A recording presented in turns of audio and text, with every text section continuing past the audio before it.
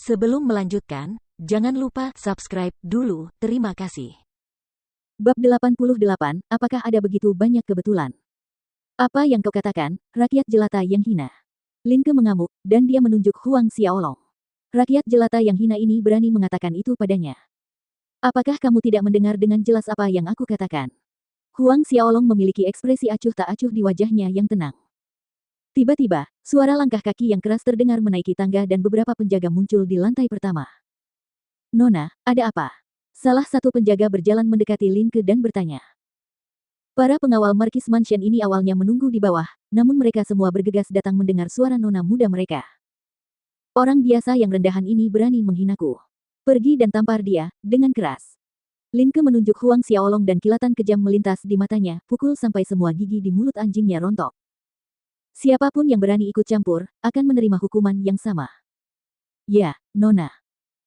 Puluhan pengawal Markis Mansion menyebar dan mengepung kedua meja, salah satu dari mereka berjalan keluar, mengangkat tangannya dan mengayunkannya dengan keras ke wajah Huang Xiaolong. Para mantan pengawal Huang Klan Manor merasa kesal melihat ini dan ingin berlari keluar, tetapi sebuah siluet lebih cepat dari mereka, dan bergerak di depan mereka. Pengawal Markis Mansion yang hendak menamparkan Huang Xiaolong tiba-tiba berteriak, tubuhnya terbalik keluar seolah-olah dia tertabrak batu besar dan jatuh dengan keras di lantai sebelum berguling menuruni tangga ke lantai bawah. Keheningan sejenak merasuki ruangan di lantai pertama. Siluet yang bergerak adalah Fei Hou. Setelah hening sejenak karena terkejut, semua pengawal Markis Mansion menjadi marah. Mereka semua menghunus pedang yang mereka bawa dan pada saat itulah Fei Hou mendengus, enyahlah. Suaranya menggelegar seperti ombak, dan kilat zigzag muncul entah dari mana seperti jaring. Ini adalah Sound of Lightning Fall milik Fei Hou, keterampilan pertempuran tingkat misterius tingkat tinggi. Yang terkuat di antara pengawal Markis Mansion ini adalah yang berada di puncak Ordo Ketujuh, dan kemampuan mereka tidak cukup untuk lolos dari sambaran petir ini. Setelah tubuh para pengawal ini disambar petir, mereka berguncang dan kemudian terbalik. Pada saat mereka jatuh ke lantai, para pengawal ini tidak lagi dapat dikenali, tubuh mereka hangus hitam pekat dengan asap abu-abu mengepul dari mereka seperti arang yang terbakar. Kau. Melihat semua pengawal yang mereka bawa dikalahkan, ekspresi di wajah Lin Ke dan Lin Guo sangat jelek. Tampar. Suara dingin Huang Xiaolong terdengar. Baik, Tuan Muda. Tepat saat suara Fei Hou berakhir, sisi kanan wajah Lin Ke tercetak tanda merah berupa 5 jari.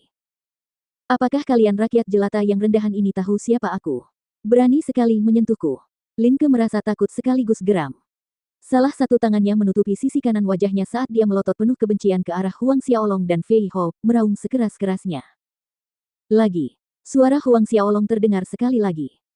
Jejak 5 jari berwarna merah tua muncul di pipi kanan Lin Ke. Darah menetes dari mulutnya saat dia meludahkan giginya. Lin Ke menatap gigi yang menggelinding di lantai dan terdiam sejenak. Dia menjerit histeris ke arah Huang Xiaolong dan Fei Hou, kau berani memukulku. Kau benar-benar berani memukulku. Kau tahu siapa aku? Aku adalah Nona Markis Mansion. Ayahku adalah Markis Lin Xian. Aku ingin membunuh kalian rakyat jelata yang hina, membunuh setiap rakyat jelata yang hina seperti kalian. Lagi. Huang Xiaolong tidak memperhatikan. Pa. Dua suara tamparan terdengar di restoran yang sunyi itu. Kali ini, tubuh Lin Ke bergetar karena kedua sisi wajahnya memiliki bekas 5 jari yang merah menyala, darah dan beberapa gigi keluar dari mulutnya. Adik perempuan, jangan bicara lagi. Mari kita kembali ke rumah Markis dulu. Lin Guo yang melihat semuanya dari samping merasa gelisah dan kesal pada saat yang sama. Dia berjalan mendekat dan menarik Lin Ke sambil mencoba membujuk. Dia telah melihat niat Huang Xiaolong, jika adik perempuannya terus mengoceh, dia mungkin akan meninggalkan semua giginya di sini. Tanpa menunggu jawaban Lin Ke, Lin Guo sudah menarik Lin Ke menuju tangga, melarikan diri secepat yang dia bisa. Melihat Lin Guo menyeret Lin Ke melarikan diri dengan panik, Huang Xiaolong mencibir. Sebelum Lin Ke menghilang, wajahnya penuh dengan ketidakpuasan dan kebencian, dan dia percaya bahwa masalah ini tidak akan berakhir di sini. Jika semuanya berjalan sesuai harapannya, setelah kembali ke Markis Mansion, keduanya akan kembali ke sini dengan sekelompok ahli.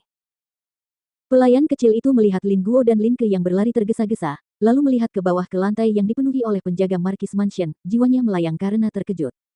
Pikirannya kembali setelah beberapa saat dan dia bergegas untuk melaporkan masalah itu kepada bosnya. Setelah Lin Guo dan Lin Ke lari, Huang Xiaolong dan yang lainnya melanjutkan makan mereka seolah-olah tidak terjadi apa-apa. Adapun Lin Guo dan Lin Ke, mereka kembali ke Markis Mansion segera setelah meninggalkan restoran lezat. Lin Ke meratap sepanjang jalan kembali ke rumah Markis, dan baik Lin Ke maupun Lin Guo melangkah ke aula utama. Markis Lin Xian sedang dalam suasana hati yang baik, mengobrol dengan seorang pria parubaya. Pria parubaya ini mengenakan baju besi yang dikeluarkan oleh tentara, dan ada beberapa lencana mengilap di bahunya. Pria parubaya ini adalah salah satu jenderal kerajaan Luotong, Jenderal Hong Deseng. Lin Ke menangis saat dia berjalan ke aula utama, dan ini mengejutkan Lin Xian dan Hong Deseng, menyebabkan mereka menghentikan diskusi mereka. Ketika keduanya melihat Hong Deseng di aula utama, mereka menghampiri dan menyapa Paman Hong. "KR, apa yang terjadi? Siapa yang menyakitimu?" Lin Xian melihat darah di wajah putrinya dan wajahnya menjadi gelap. "Ayah, Paman Hong, kalian harus mencari keadilan untukku." Lin Ke menutupi wajahnya sambil menangis. "Baru saja di restoran lezat, sekelompok anjing biasa menamparkan wajahku. Bahkan gigiku tanggal." "Wu, apa?" Wajah Lin Xian menjadi lebih gelap, cahaya dingin melintas di matanya. Apakah ada sesuatu yang tidak biasa pada kelompok orang itu? Pada saat ini, Hong Deseng tiba-tiba bertanya. Ketiga orang yang ada di aula bersamanya tercengang mendengar pertanyaan itu. "Saudara Hong, apa yang ingin kamu katakan?" Lin Xian bertanya. Hong Deseng menjelaskan, "Apakah kamu masih ingat tahun lalu apa yang terjadi di restoran lezat?" Lin Xian gemetar dari ujung kepala sampai ujung kaki. Tahun lalu, Adipati Meng Chen dan putranya, Meng Xia, melukai adik muda Marsekal Hao Tian karena mereka mengandalkan lebih banyak orang. Kemudian, Marsekal Hao Tian bergegas ke restoran dan membunuh Meng Chen dan Meng Xia untuk melampiaskan amarahnya. Meskipun kejadian itu terjadi setahun yang lalu, bagaimana mungkin Lin Xian bisa melupakannya? Dan tempat di mana Meng Chen dan Meng Xia terbunuh adalah di restoran lezat. Lin Ke dan Lin Guo juga teringat kejadian ini dan wajah keduanya berubah menjadi hijau pucat, kemudian memutih. "Saudara Hong, kebetulan seperti itu tidak terjadi, kan?" Lin Xian ragu sejenak sebelum bertanya. "Lebih baik aman daripada menyesal," kata Hong Deseng. Ia menoleh ke arah Lin Ke dan bertanya, "Seperti apa rupa orang yang menyakitimu?" Lin Ke dan Lin Guo menggambarkan ciri-ciri wajah Fei Hou dari ingatan satu persatu.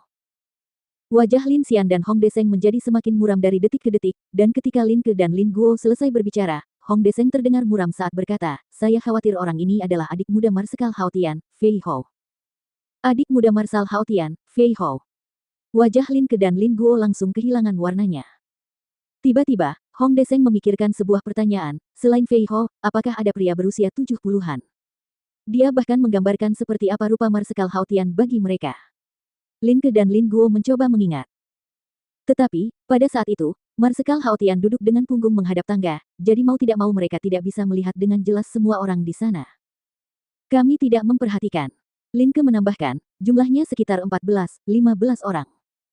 "Oh benar, ada seorang anak berusia sekitar 10 tahun, tetapi Fei Hou mendengarkan perintahnya, memanggilnya Tuan Muda, mungkinkah dia?" "Huang Xiaolong." Lin Xian dan Hong Deseng mengucapkan nama itu serempak. Huang Xiaolong. Tubuh Lin Ke dan Lin Guo gemetar, hampir tersandung. Juara tahun pertama Akademi Bintang Kosmik, nama ini telah lama menyebar ke setiap sudut kota kerajaan, Huang Xiaolong, yang memiliki semangat bela diri naga hitam ilahi purba.